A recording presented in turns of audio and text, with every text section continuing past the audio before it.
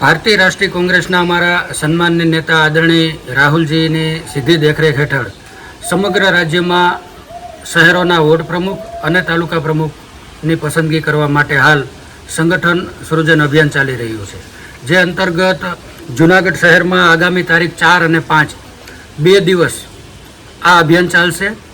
પ્રદેશ કક્ષાએથી માનનીય શ્રી વસરામભાઈ સાગઠિયા અને માનનીય શ્રી ચેતનભાઈ ખાચરની વોર્ડ પ્રમુખની પસંદગી માટે પ્રભારી તરીકે નિમણૂક કરેલ છે.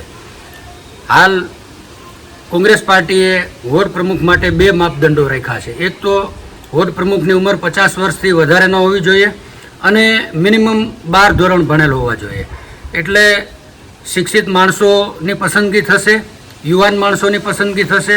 મીડિયાના માધ્યમથી હું જૂનાગઢ શહેરના કોંગ્રેસી આગેવાનો અને કોંગ્રેસી વિચારધારા સાથે સંકળાયેલા નાગરિકોને હું અપીલ કરું છું કે આપ અમારી પાર્ટીમાં જોડાઓ અને વોર્ડ પ્રમુખ તરીકે આપ ફરજ બજાવો, એવી અમારી નમ્ર વિનંતી છે.